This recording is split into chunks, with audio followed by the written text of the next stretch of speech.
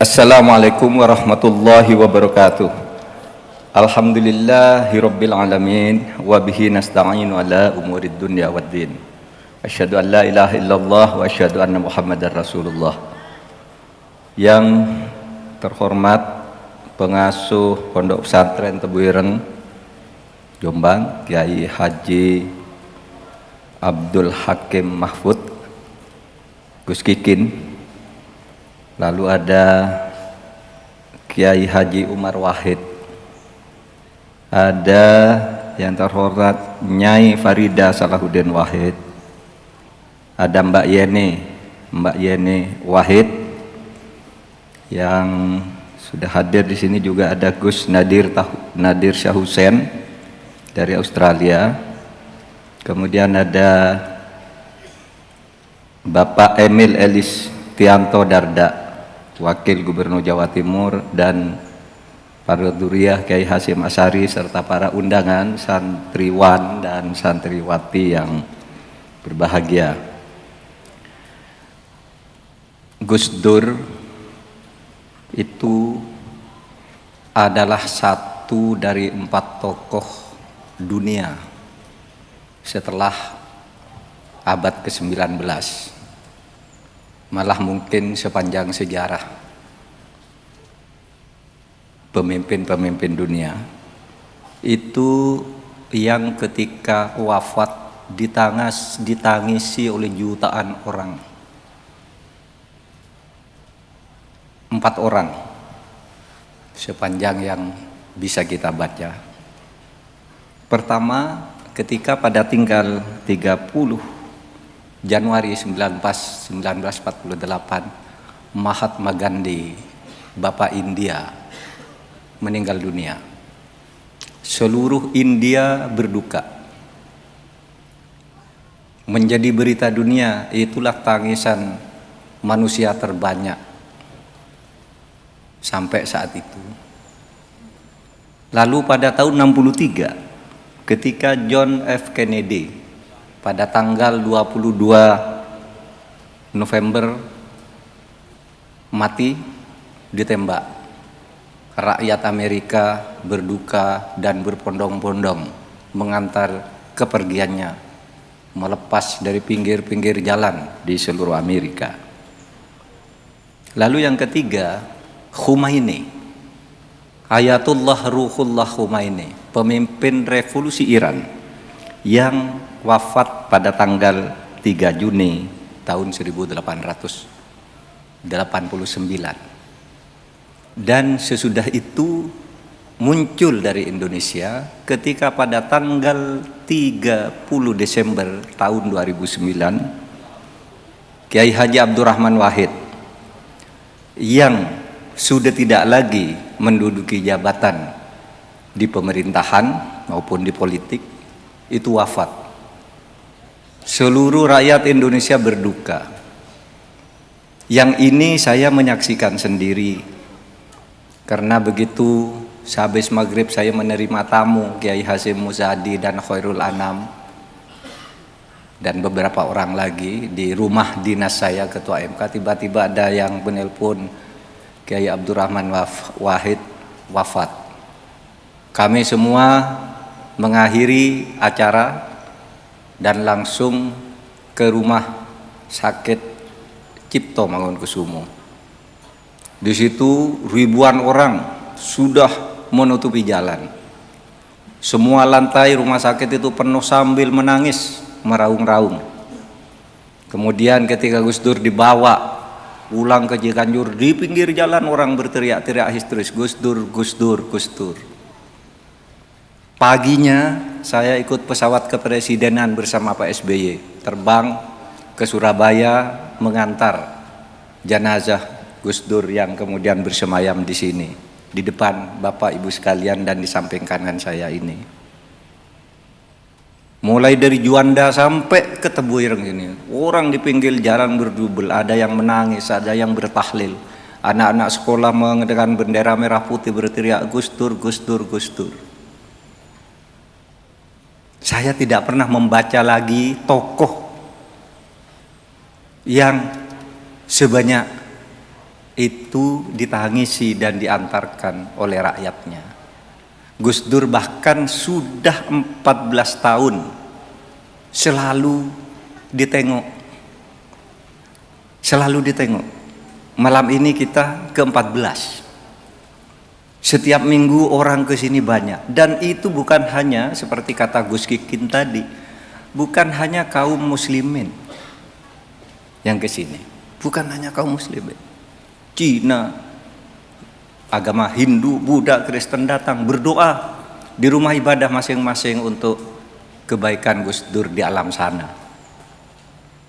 Nah, saudara sekalian, itulah yang mungkin menjadi contoh yang difirmankan oleh Allah itu, bahwa orang yang baik meninggal dalam keadaan selalu terus berjuang, dia tidak akan pernah mati. Wala taqulu liman yuqtalu fi sabilillahi amwat bal ahya. Jangan kau bilang orang-orang hebat yang sudah meninggal itu betul-betul mati. Dia selalu bersama kita. Ide-idenya tadi sudah disetel di sini tentang kesetaraan, kemanusiaan, demokrasi. Itu terus bersama kita. Setiap kita ada problem perpecahan, orang lalu ingat, itu loh Gus Dur. Ini loh yang dikatakan oleh Gus Dur, agar bangsa ini bersatu. Oleh sebab itu ketika beliau berkuasa, saya merupakan salah satu orang yang dekat dengan Gus Dur. Saat-saat berkuasa dan menjelang berakhirnya kekuasaannya itu. Saya pernah bercerita dari mimbar ini. Sebenarnya kalau Gus Dur itu mau, pada bulan Juli tahun 2001 itu, kalau mau Gus Dur tidak jatuh, Gus Dur tuh bisa menerima tawaran, Gus Dur udahlah tidak akan dijatuhkan, tapi politiknya harus begini. Kami minta menteri ini, kami minta menteri ini, kata parpol yang satunya. Itu saya yang membicarakan itu dengan pimpinan parpol. Saya waktu itu bertiga bersama Pak Alwi dan Bu Khofifah. Tapi ketika disampaikan Gus Dur bilang, demokrasi itu bukan pasar. Demokrasi itu bukan tukar-menukar jabatan begitu. Demokrasi itu prinsip penyelenggaraan negara di mana konstitusi harus ditegakkan. Kata Gus Dur, tadi sudah dikatakan tidak ada satu jabatan pun yang harus dipertahankan, apalagi sampai meneteskan darah. Pun saudara, Gus Dur juga tidak mau. Bayangkan waktu itu presiden Gus Dur. Presiden itu panglima tertinggi TNI. Kapolri juga langsung di bawah presiden. Tapi Gus Dur tidak menggunakan Polri dan TNI dan aparatur sipil negara untuk membela dirinya, tidak.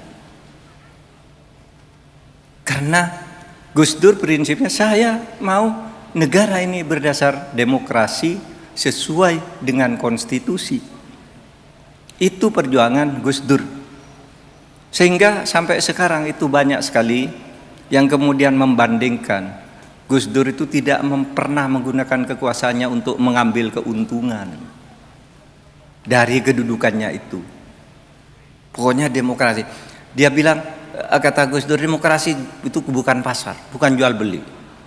Kira-kira kalau di dalam ayat Al-Quran itu kan bunyinya gini, wala tashtaru bi ayatillahi tsamanan qalila. Nggak bisa kebenaran-kebenaran dari Allah, keyakinan tentang apa yang benar yang harus kita perjuangkan itu ditukar dengan harga murah.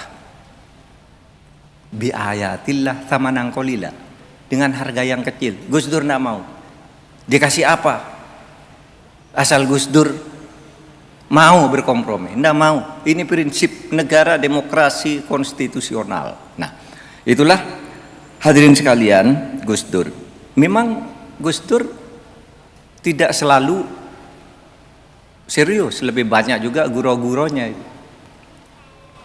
Ketika saya suatu saat, ketika saya diangkat menjadi Menteri Pertahanan tuh saya tanya, Bapak Presiden, tuh saya tuh enggak pernah jadi tentara. Apalagi suruh memimpin upacara baris berbaris tuh saya enggak bisa, saya bilang. Ya belajarlah katanya. Saya juga enggak pernah jadi presiden, akhirnya bisa. Itu kata Gus Dur. Tapi kemudian dia bercerita begini, ada loh Pak Mahfud, seorang kiai. Saya enggak tahu, mungkin tadi yang disebut oleh Gus Kikin atau Kiai Mustain, ketika ada seorang kiai jadi rektor. Karena kan jadi rektor, lalu disuruh upacara katanya, upacara. Gimana tuh upacara, kata kiai? Saya enggak pernah upacara. Saya sholat tahajud aja di masjid. Terus kalau upacara gini Kiai, nanti komandan upacara lapor, upacara siap dimulai. Kiai tinggal jawab, laksanakan. Terus Kiai nanti disuruh memimpin mengheningkan cipta. Gimana tuh mengjawabnya? Kiai tinggal bilang aja, mengheningkan cipta mulai. Nah nanti situ ada lagu Kiai, namanya lagu Indonesia Merdeka gini. La la la la la la la, dan seterusnya Kiai. Kalau sudah selesai, Kiai bilang selesai gitu. Itu berarti sudah selesai menghentikan ciptanya. Oh ya, bisa. Habis itu lapor bisa. Itu menghentikan cipta dipimpin oleh inspektur upacara. Kiai bilang begini nih. Menghentikan cipta mulai. Lalu ada lagunya itu. La la la la la la la la la la la la la la la la. Kiai ini lalu bilang selesai katanya, padahal lagunya belum selesai. Bersambung lagi la la la la la, mulai lagi katanya kiainya. Itu ceritanya Gus Dur tuh kepada saya. Untuk apa? Untuk apa itu? Ya untuk, iya, dengarkan dulu kalau orang itu, dan hati-hati jangan buru-buru gitu.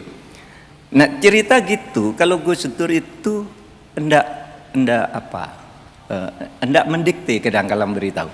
Ketika suatu saat saya ragu mengenai masalah Atambua itu, jadi saya tanya, Gus gimana nih soal Atambua? Amerika bilang begini, negara-negara ASEAN bilang begini, para pakar bilang begini, satu begini, gimana Gus? Ah katanya, gitu aja kamu kok repot katanya. Gini katanya, nih saya ceritain. Pak Harto itu dulu mempunyai 2 ajudan. Yang satu tentara, yang satu ustadz. Gimana terus Gus? Ya itu, kalau tentara tuh prinsipnya kalau melangkah harus mulai dari kaki kiri. Kalau ustadz menurut hadis Nabi, sesuatu harus selalu dimulai dari yang kanan, tidak boleh kiri. Nah suatu saat Pak Harto dan Bu Tin tuh mau bepergian. Bu Tin sudah masuk, Pak Harto mau masuk ke mobil, kakinya mau yang kanan duluan. Dipegang oleh tentara, Bapak Presiden tidak boleh, harus kiri dulu. Habis itu yang kiri kakinya mau naik, oleh Ustadz ditahan, Bapak Presiden melanggar sunnah Nabi, harus dari yang kanan katanya.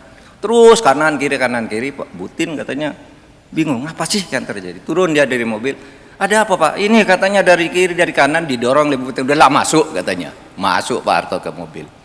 Apa artinya? Kamu, kata Gus Dur, jangan suka dibingungkan oleh pendapat orang yang berbeda-beda, karena pendapat-pendapat itu memang mesti berbeda. Oleh sebab itu harus ambil keputusan, jangan bingung kanan kiri sampai rusak. Ambil keputusan, itulah tanggung jawab pemimpin. Itu Gus Dur.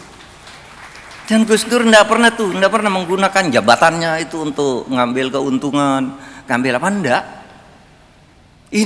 Ini pemimpin yang saya kira, yang saya katakan tadi, Indonesia 100 tahun sebelumnya tidak punya, mungkin 100 tahun ke depan juga belum tentu ada lagi pemimpin seperti Gus Dur itu.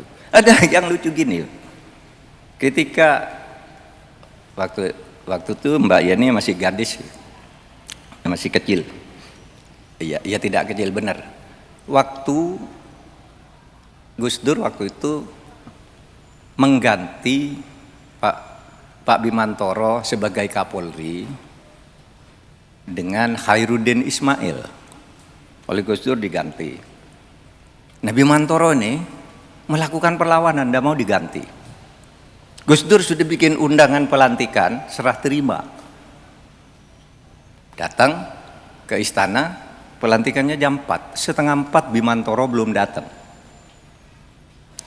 Wahyu Muryadi, teman kita itu, sebagai kepala Biro Protokol Presiden, datang ke Gus Dur. Bapak Presiden, ini gimana jadi pelantikan? Jadi katanya. Kenapa? Pak Bimantoro tidak datang. Ya sudah, tidak usah ada dia. Kita langsung lantai aja, baca keputusannya. Tapi Presiden, itu kan kalau pelantikan tongkat komandonya kan harus dialihkan. Dari Pak Bimantoro diserahkan ke Presiden, Presiden nyerahkan ke Pak Khairuddin Ismail yang baru. Terus, ya begitu urutannya. Ini Pak Bimantoronya tidak ada, tongkatnya tidak ada. Lalu kata Gus Dur, tongkat aja kok kamu repot, segera beli ke Pasar Senen di sini, katanya. Disuruh beli tongkat ke Pasar Senen. Padahal tongkat polisi itu kan ada lambang polisinya, ada lambang tribratannya gitu. Nah, begitu cara Gus Dur. Saudara sekalian, banyak yang lucu, tapi banyak sekali yang mendalam. Kalau memberi pesan, beliau itu hampir tidak pernah itu. Kamu harus begini, ini hanya begini. Jadi dengan cerita-cerita gitu lalu mengambil apa? Iktibar. Itu begitu tuh maksudnya gitu. Nah, demikian sekedar testimoni singkat dari saya. Testimoni saya yang lebih lengkap sudah pernah saya tulis di dalam 2 buku. Pertama, Setahun Bersama Gus Dur, yang kedua Mahfud MD Mengalir. Itu sejarah perjalanan hidup saya yang banyak bercerita bagaimana Gus Dur itu seperti kata Mbak Yeni ingin mengangkat orang yang potensial tapi tidak diketahui oleh orang lain. Seperti saya, kan saya tidak ada yang kenal saya dulu. Bapak-bapak tuh tidak tahu Mahfud MD itu siapa. Gus Nadir juga tidak tahu siapa tuh Mahfud MD. Kan baru tahu saya sudah diangkat Gus Dur. Karena saya bukan siapa-siapa. Tapi Gus Dur waktu itu ada saya, ada Mbak Yeni, ada Muslim Abdurrahman almarhum gitu. Muslim, Mahfud ini penting untuk penegakan hukum di negara kita. Waktu itu Gus Dur bilang begitu. Nah, itu saya anggap sebagai wasiat dari Gus Dur bahwa saya harus terus menegakkan hukum seperti yang dikatakan oleh Gus Dur. Sekian, terima kasih. Assalamualaikum warahmatullahi wabarakatuh.